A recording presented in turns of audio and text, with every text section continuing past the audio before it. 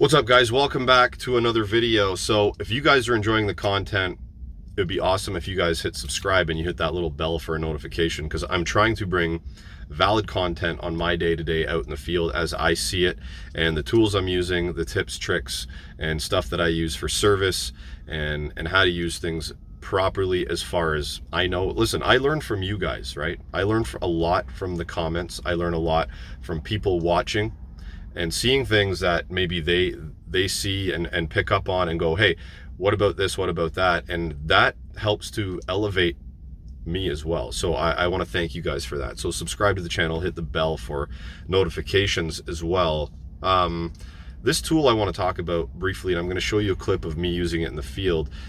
My pal Rocky Hyatt on the HVAC Know-It-All app, I would say about a month ago, went on a bit of a rant about torquing Schrader cores. Long story.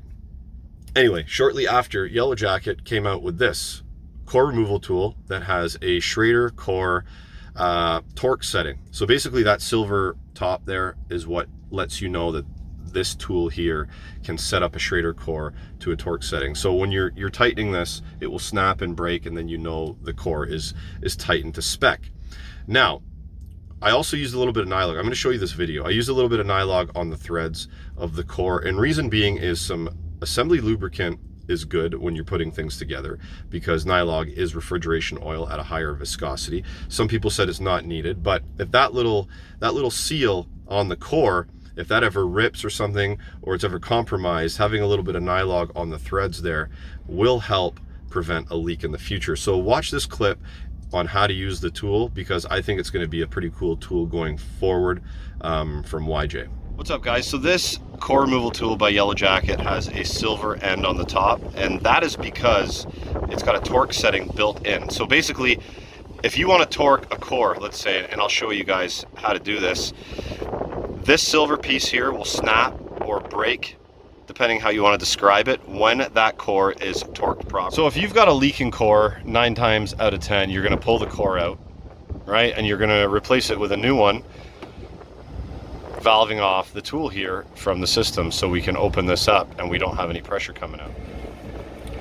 So what I like to do here is use a little bit of Nylog on the threads of the core. That way when it goes in, it gets threaded in, you know you're creating a good seal. Okay, so now we're ready to put the core back in.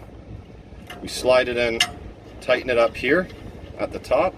Before we open this valve up, we can open this valve, and then we can push the core all the way down and in and begin to tighten. And like I said, when this snaps or breaks, you know it's at the right torque.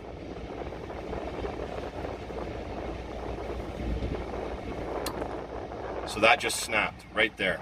So now I know that that is torqued properly in place, and we can go and close the ball valve and just open it up and make sure that we don't have any pressure relieving from inside. So that's it, guys. Happy HVACing.